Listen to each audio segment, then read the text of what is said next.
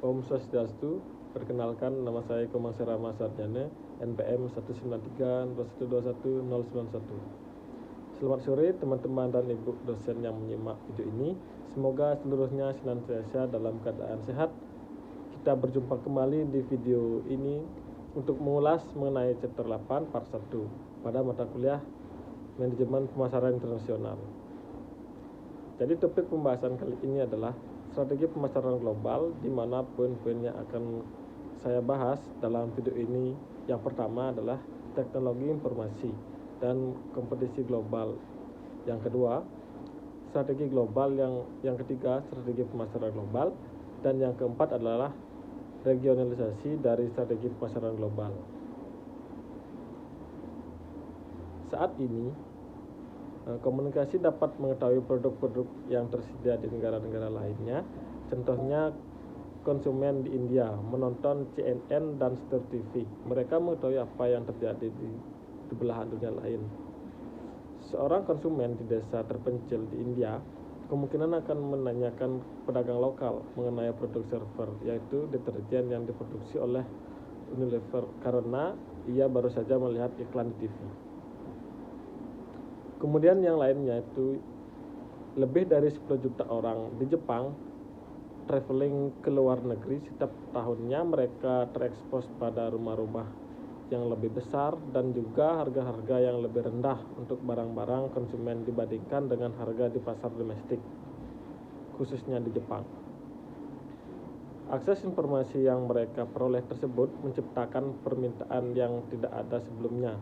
Batas geografis dan juga jarak antar negara lebih menjadi hambatan dalam merancang strategi pemasaran global. Namun, sisi lainnya adalah tidak hanya perusahaan yang berkompetisi secara internasional juga terdampak, namun perusahaan-perusahaan yang hanya memasarkan produknya secara domestik juga terdampak secara signifikan oleh kompetisi global saat ini. Kita masuk ke topik yang pertama, yaitu teknologi informasi dan kompetisi global.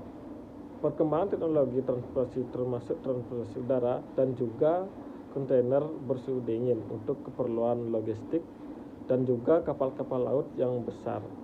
Untuk logistik telah merubah sifat dari perdagangan dunia 50 tahun sejak Perang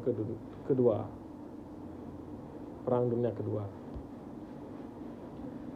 Perdagangan elektronik atau e-commerce telah merubah sifat kompetisi di seluruh dunia, di mana jarak geografis tidak lagi menjadi relevan dalam merancang strategi global.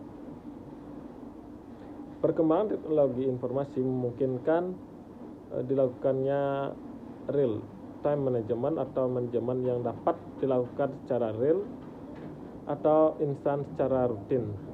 Dari suatu perusahaan dapat mengetahui perjualan di hari sebelumnya sampai ke angka yang sangat detail, dan juga dapat memperoleh informasi mengenai event atau tren saat ini dan bukan dalam hitungan bulan saat semuanya sudah terlambat.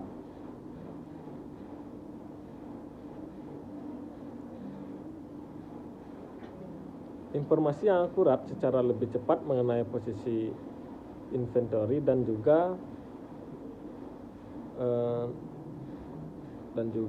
pergerakan penjualan produk di toko mereka. Kemudian aktivitas pemasaran dan juga pembelian, ordering dan purchasing yang dulunya sangat tidak praktis dan juga sangat menyita waktu saat ini juga dilakukan melalui elektronik data, yaitu pemasaran dan pembelian melalui internet atau online. Hal ini mengurangi waktu yang dibutuhkan untuk menyelesaikan kegiatan dari dulunya dalam hitungan minggu hingga saat ini menjadi hitungan hari, dan selain itu juga mengurangi jumlah kegiatan paperwork yang perlu dilakukan.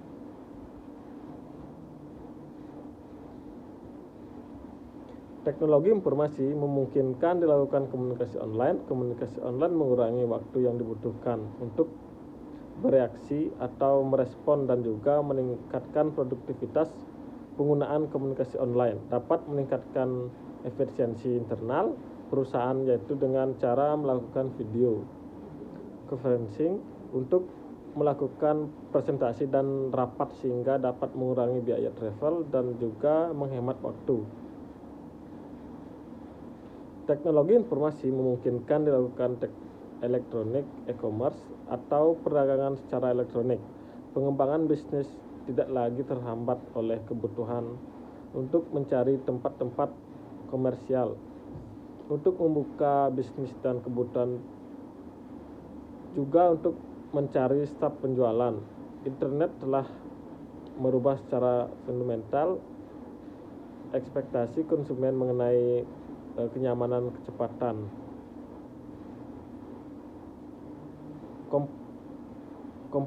Komparabilitas harga dan layanan dalam berbelanja, bahkan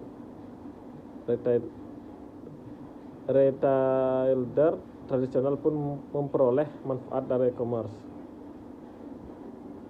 Batas-batas geografi tidak lagi membatasi cakupan pasar dari perusahaan multinasional.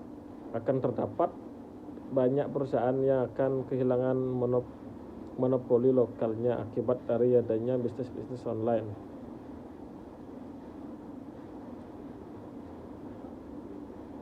Perusahaan internet shopping terbesar di Jepang memiliki sangat banyak bisnis yang terintegrasi dari dalamnya, yaitu 71.000, dan menjual sekitar 30 juta item produk secara online. Penjualan dari Rakuten Ichiba meningkatkan secara signifikan setiap tahun, dan ini menunjukkan bahwa internet shopping meningkat dari waktu ke waktu. Salah satu perusahaan internet yang bertumbuh dengan cepat adalah online gaming dan juga e-finance, termasuk dari e-finance adalah wallet yang kita kenal di Indonesia. Perusahaannya adalah OVO, GoPay, dan sebagainya. Teknologi informasi juga memungkinkan terbentuknya e-company. Efek dari jaringan informasi dalam perusahaan multinasional akan terlihat dalam karakteristik dari struktur organisasinya. Semakin banyak perusahaan multinasional yang mulai mempergunakan internet, web server untuk memfasilitasi komunikasi dan transaksi antara karyawan dengan juga suppliernya dan dengan distributornya. Contohnya itu adalah Siemens yang menghabiskan $1 miliar untuk mengubah struktur organisasinya menjadi e-company atau perusahaan yang sepenuhnya elektronik. Teknologi informasi menyebabkan difusi produk yang semakin cepat dalam skala global. Pengaruh yang sangat jelas dari teknologi informasi adalah teknologi yang menyebar dengan semakin cepat dan juga siklus hidup produk yang semakin pendek pada pasar global dibandingkan dengan sebelumnya.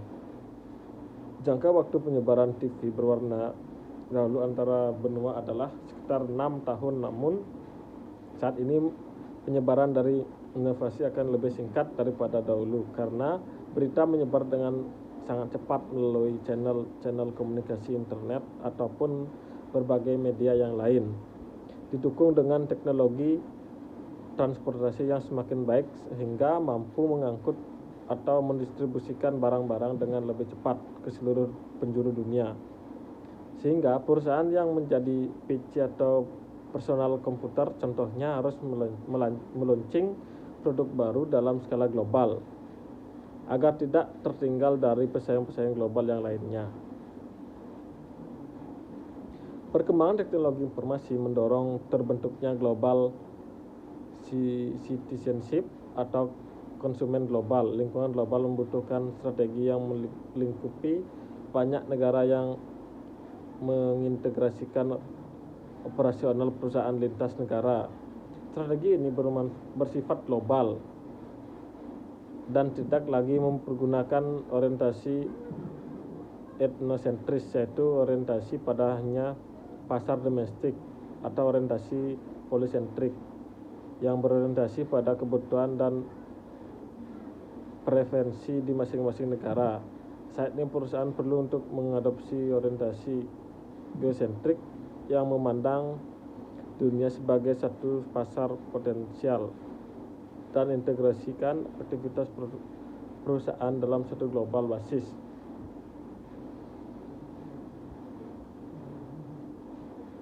Kita masuk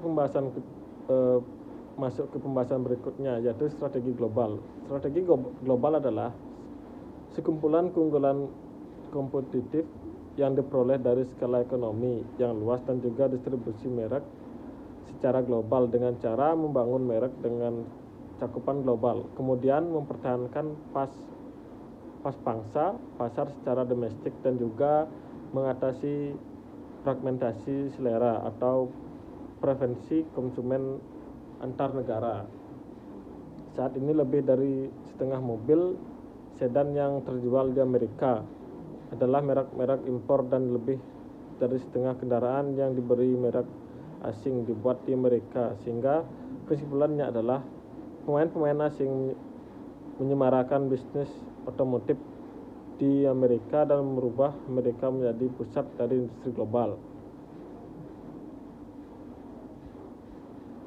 Setiap industri memiliki aspek global dan faktanya jumlah industri memiliki lebih banyak aspek global dibandingkan industri yang lain. Saat ini dapat dikatakan bahwa dalam beberapa industri globalisasi, pasar sudah tercapai di mana selera konsumen di seluruh dunia telah semakin serupa dan perusahaan-perusahaan global telah berupaya untuk mempengaruhi selera konsumen agar dapat semakin serupa. Terdapat 4 faktor yang menentukan potensi globalisasi dari suatu industri. Faktor yang pertama adalah faktor pasar, kemudian yang kedua adalah faktor biaya, yang ketiga faktor persaingan, dan yang keempat adalah faktor permintaan atau regulasi. Yang pertama kita akan membahas faktor pasar yang mendorong suatu industri menjadi industri global. Faktor pasar bergantung pada karakteristik dari perilaku konsumen dan juga struktur dari saluran distribusi. Beberapa contoh dari faktor pasar. Yang pertama adalah pendapatan per kapita yang sudah semakin serupa di berbagai negara industri. Kemudian berikutnya adalah kesamaan dari gaya hidup dan juga preferensi konsumen di banyak negara. Kemudian diantaranya juga adalah revolusi dari teknologi informasi dan komunikasi, dan berikutnya adalah komunikasi meningkatnya perjalanan internasional yang membuat konsumen menjadi lebih aware atau mengetahui produk-produk yang ada di luar negeri. Kemudian berikutnya dari faktor pasar adalah kebutuhan dari perusahaan multinasional untuk mengembangkan advertising skala global. Jadi suatu iklannya dapat ditayangkan di seluruh dunia. Kemudian yang terakhir adalah semakin berkembangnya media-media yang cakupannya global seperti CNN dan MTV. Faktor berikutnya adalah faktor biaya. Faktor biaya diantaranya adalah kebutuhan perusahaan multinasional untuk meraih skala ekonomis dan lingkup ekonomis. Dengan skala ekonomis yang besar, perusahaan multinasional dapat menghasilkan produk dengan biaya yang rendah, sehingga dengan menetapkan harga yang rendah, mereka dapat berkompetisi lebih baik secara global. Berikutnya adalah perkembangan dari transportasi dan logistik ditandai dengan semakin banyaknya perusahaan transportasi dan logistik seperti FedEx, DHL dan sebagainya. Berikutnya adalah semakin banyak negara industrial yang baru yang memiliki kapabilitas produksi yang baik namun dengan biaya tenaga kerja yang rendah. Contohnya adalah banyak negara di Asia dan juga negara-negara di Eropa. Negara Eropa Timur yang berikutnya adalah biaya perkembangan produk baru yang semakin tinggi akibat dari siklus hidup produk yang semakin pendek.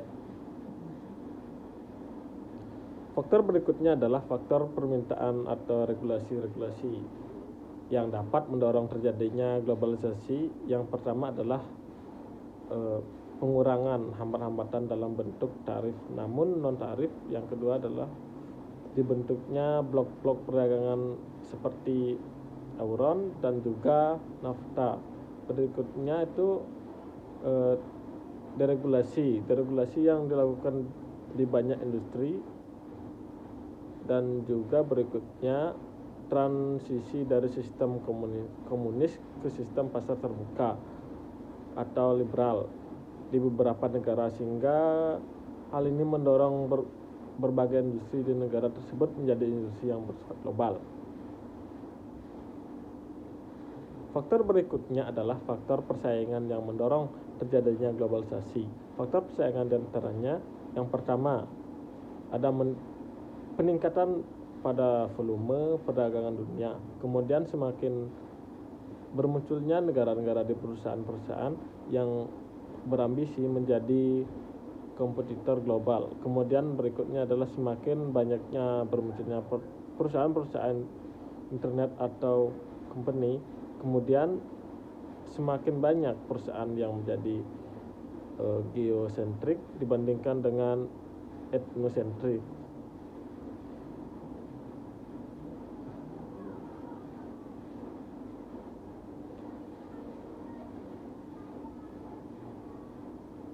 Berikutnya merupakan perbedaan antara strategi multi domestik dan strategi global. Dalam strategi multi domestik, perusahaan mengelola aktivitas internasional seperti mengelola portofolio, sehingga cabang-cabang perusahaan di masing-masing negara mengontrol aktivitas mereka untuk memaksimalkan profit di area operasi mereka masing-masing. Aktivitas atau personal cabang-cabang ini tidak memiliki keterkaitan dengan aktivitas di cabang lain di negara lain. Cabang-cabang ini memiliki tingkat otonomi yang sangat tinggi, dan aktivitas masing-masing cabang di masing-masing negara ditentukan oleh kondisi kompetitif di pasar domestik. Sebaliknya, strategi global adalah strategi yang mengintegrasikan aktivitas perusahaan dalam skala global dan mencoba untuk mencari keterkaitan atau kesamaan antar negara. Dan strategi global ini memperlakukan satu seluruh dunia sebagai satu pasar yang tidak memiliki batas. Perusahaan yang mengimplementasikan strategi global adalah perusahaan yang berorientasi geosentris. Perusahaan ini memandang seluruh dunia sebagai satu area operasinya dan mengembangkan integrasi global untuk meraih skala ekonomis. Dan di waktu yang sama, di saat yang sama juga mencoba untuk tetap responsif terhadap perbedaan selera pasar apabila perbedaan tersebut benar-benar signifikan dan perlu ditindaklanjuti. Bahasan berikutnya adalah struktur persaingan industri. Struktur persaingan industri dapat bermanfaat untuk memahami karakteristik dari strategi global. Struktur persaingan industri mengidentifikasikan faktor-faktor kunci yang menentukan karakteristik persaing dalam suatu industri yang dapat mempengaruhi profitabilitas dalam industri tersebut. Terdapat 5 faktor yang mempengaruhi tingkat profitabilitas suatu industri. Yang pertama adalah persaingan antara kompetitor. Semakin banyak kompetitor dalam suatu industri akan menyebabkan profitabilitas perusahaan di industri tersebut tertekan. Faktor yang kedua adalah potensi masuknya pemain baru ke dalam industri.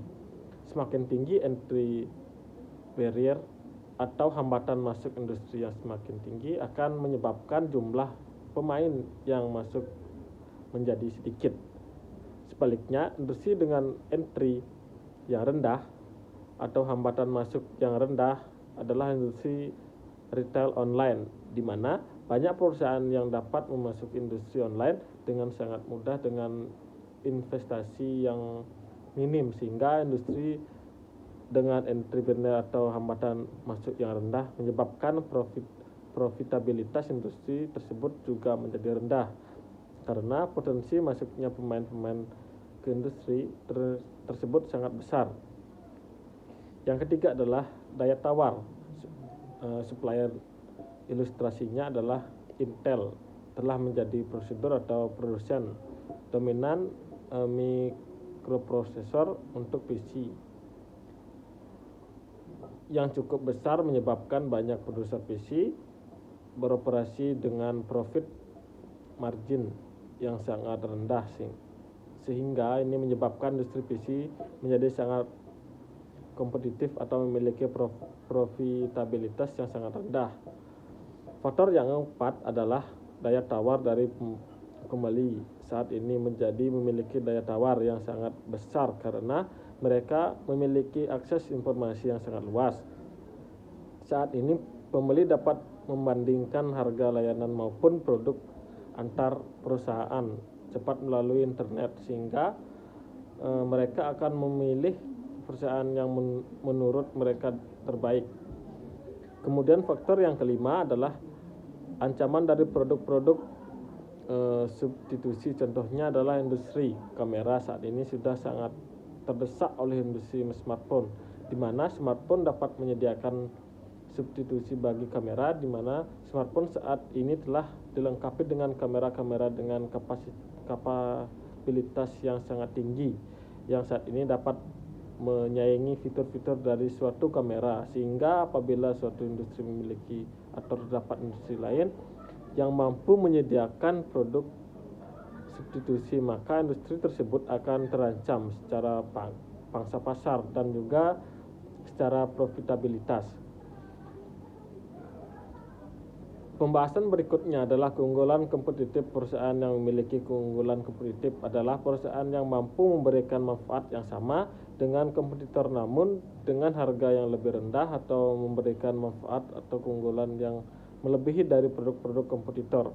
Keunggulan kompetitif hanya sementara. Apabila kompetitor dapat menyamai tawar perusahaan dan sama-sama unggul, maka perusahaan tidak lagi memiliki keunggulan kompetitif.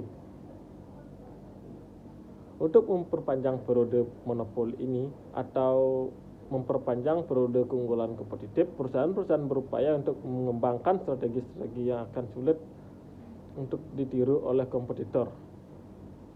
Perusahaan yang membangun keunggulan kompetitif dari skala ekonomis artinya mampu memproduksi produk dengan biaya lebih rendah sehingga menetapkan harga yang lebih rendah adalah perusahaan yang mempergunakan cost leadership strategi atau strategi kepemimpinan biaya.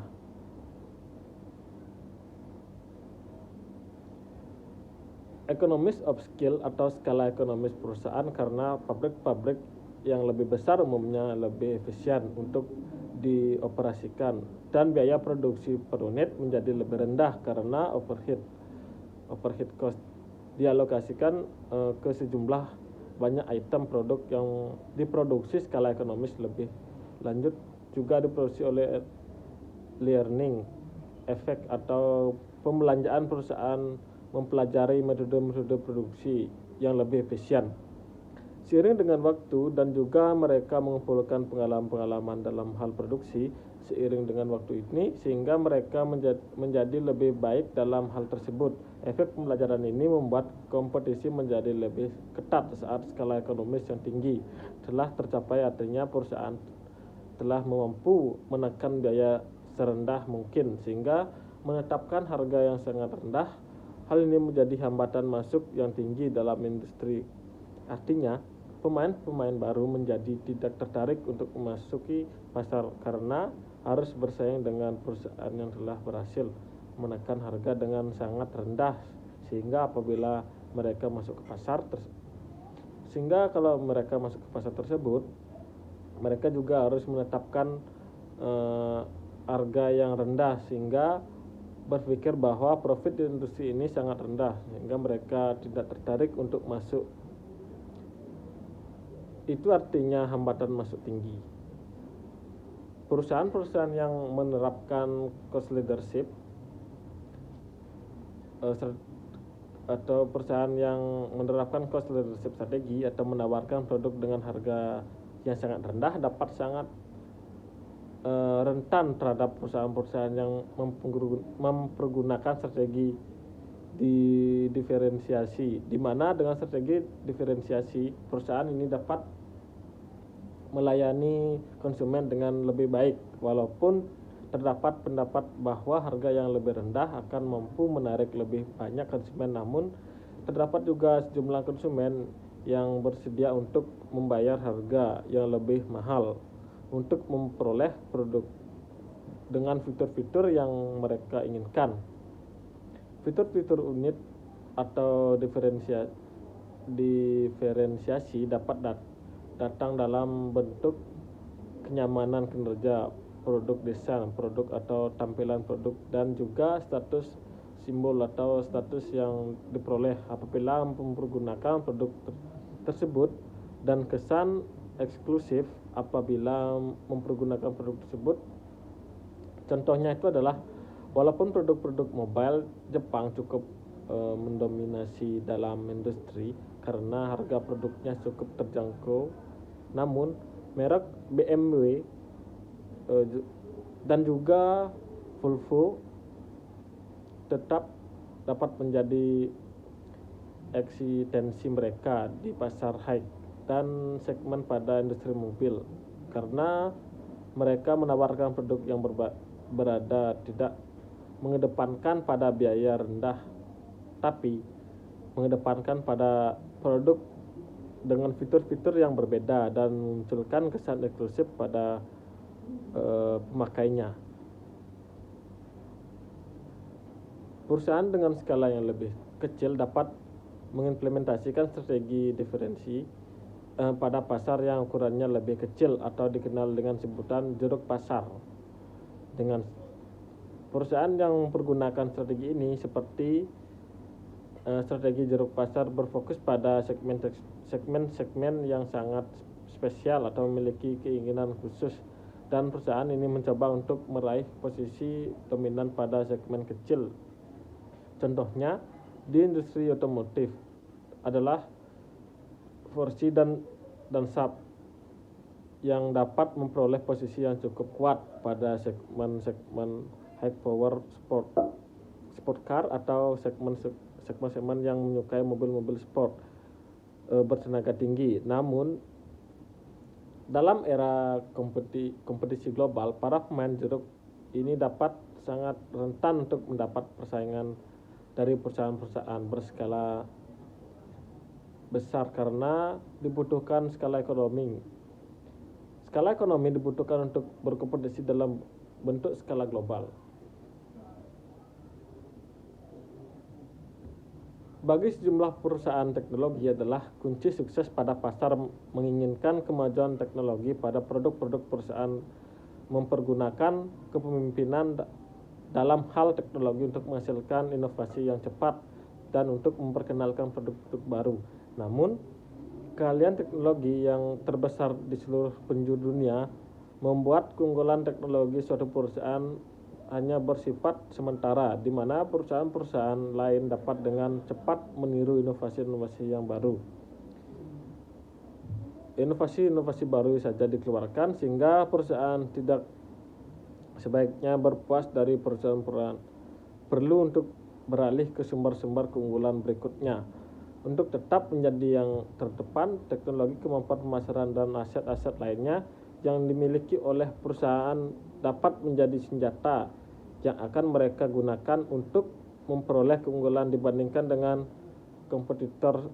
Sony adalah salah satu contoh perusahaan yang secara konsisten berupaya untuk menjadi yang terdepan dalam hal teknologi dengan produk-produk inovasinya, yaitu diantaranya Trinitron TV berwarna, video recorder, Walkman, video record, DVD, dan Blu-ray. teknologi tidak selamanya menjadi yang pertama di pasar adalah kepuasan yang terbaik. Terkadang terdapat juga kelemahan-kelemahan menjadi yang pertama di pasar. Contohnya itu yang apa yang dilakukan oleh Citigroup dapat mengilustrasikan bahwa menjadi yang pertama memakai pasar juga memiliki kelemahan untuk memulai pijakannya atau memulai fondasi bisnisnya di ekonomi Cina yang sedang berkembang. Citigroup melakukan analisis dengan Shanghai Bodong Development Bank di Cina ini untuk menargetkan pasar kredit card di Cina. Dari analisis tersebut kemudian 10 juta kredit card diedarkan dengan kredit card yang bergulir di Cina. Namun sejumlah ahli berargumen atau berpendapat bahwa kredit server di Cina akan sangat beresiko bagi perusahaan yang pertama kali memasuki pasar tersebut, karena Cina tidak memiliki sistem kredit rating secara nasional dan tidak memiliki teknologi pengelolaan risiko yang memadai. Dalam kasus ini followers dapat memperoleh manfaat dibandingkan dengan first movie, karena followers dapat belajar dari kelemahan-kelemahan pioneer dan bagaimana kondisi pasar-pasar saat itu, sehingga dengan pengetahuan yang lebih baik follower mampu mengambil keputusan yang lebih baik untuk memasuki pasar dalam hal timing, bentuk produk dan juga skala pasarnya. Sekian presentasi dari saya ucapkan terima kasih dan saya tutup dengan Paramasati. Om Santi Santi Santi Om.